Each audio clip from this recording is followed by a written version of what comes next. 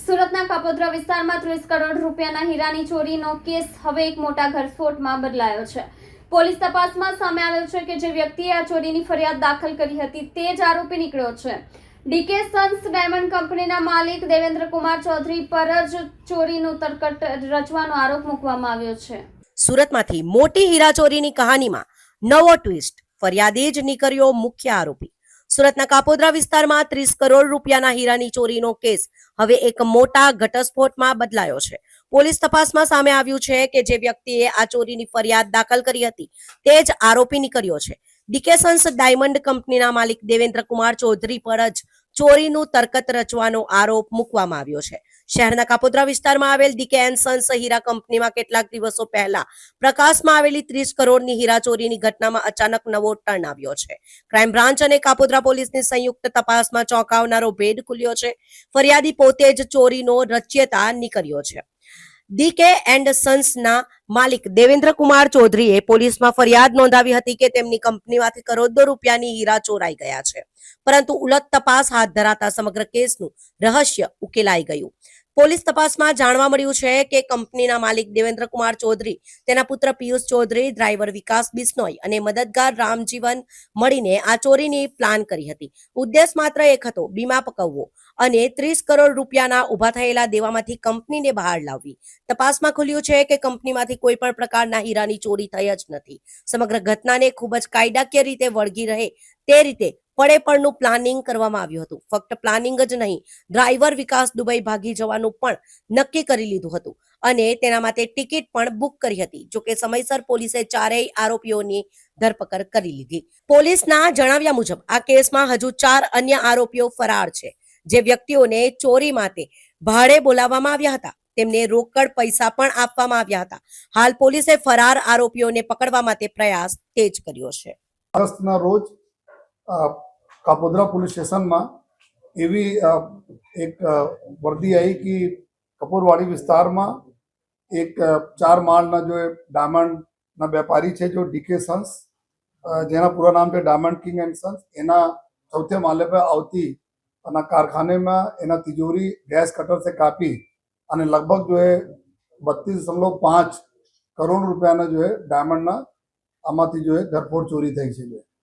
એના તાત્કાલિક જો ઇન્ફોર્મેશન મળતા પોલીસના સમગ્ર team, DCP zone 1 Alok Kumar, એની કાપોદ્રા એના પૂરી એના staff, A division ACP Vipul Patel અને ક્રાઇમ બ્રાન્ચના આખી ટીમ જો ત્યાં પહોંચી જોઈએ અને તમામ પ્રકારના જો પુરાવો, આ બહુ મોટી એક ચોરીના બનાવ બનેલા હતા, જેના લીધે તમામ ઉચ્ચ અધિકારીઓ લઈને બધા લોકો ત્યાં પહોંચીને પુરાવા ભેગા કરવાના ચાલુ કર્યા જોઈએ। ત્યારે જ જ્યારે ટોટલ सीन ऑफ क्राइम ने पूरा एनालिसिस કરવામાં આવ્યા તો तुरंत एकदम ઘણા બધા જો આમાં ડાઉટફુલ ચીજો આપણા ધ્યાન ઉપર આવતી હતી।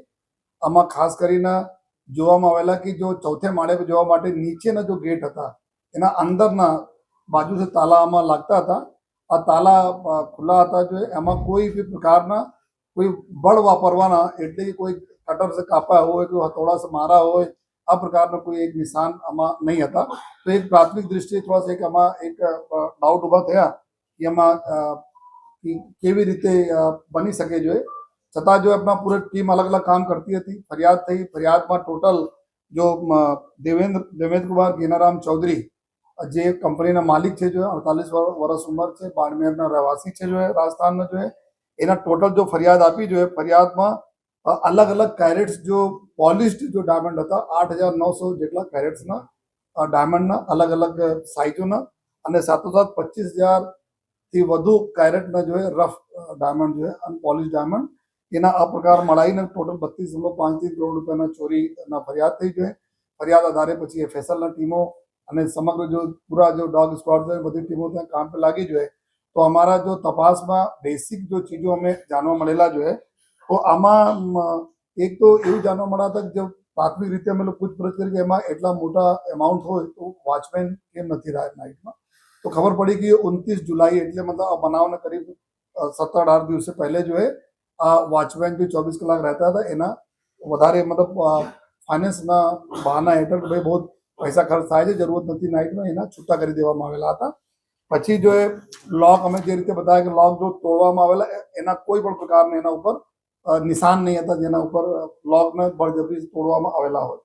फिर अंदर અમે જ્યારે બિલ્ડિંગમાં તપાસણી કરી ત્યારે જો ફાયર સેફટીના પૂરા જો સાધનો હોય છે, કારણ કે જ્યારે ગેસ કટર વગેરે યુઝ થાય, ફ્લેમ આવે, એના આગ થાય તો ઓટોમેટિક જો એ ચાલુ થઈ જાય, તો આ ફાયર સેફટીને બી બંધ કરી, મતલબ ત્યાં બધા સિસ્ટમ જો હટાવી દેવામાં આવેલા હતા કે આ અત્યારે અમે આર્થિક રીતે પોસાતા નથી, એના માટે ફાયર સેફટીની જરૂર હતી, એના કહીને અમુક દિવસ પહેલા એના ફાયર સેફટી બંધ કરી દેવામાં આવેલા હતા.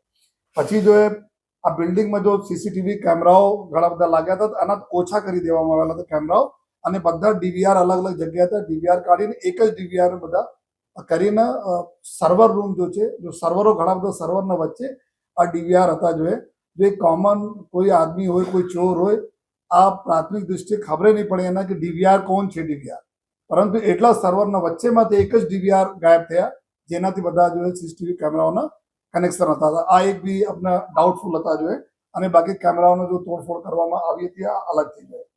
પછી જો આ ટોટલ જો લોક, જો મેઇન ગેટ પર લોક હતા, આમાં કુલ અમે લોકો પતા કર્યા તો 12 જેટલા લોક હતા. 12 જેટલા લોકમાં 10 લોક, 12 એના ચાબીઓ હતી, જો 12 ચાબીઓ હતી. 10 ચાબીને અમે લોકેશન મળી ગઈ, બધા અમે લોકો લીધા જોઈએ ક્યાં કોને કોને પાસે છે.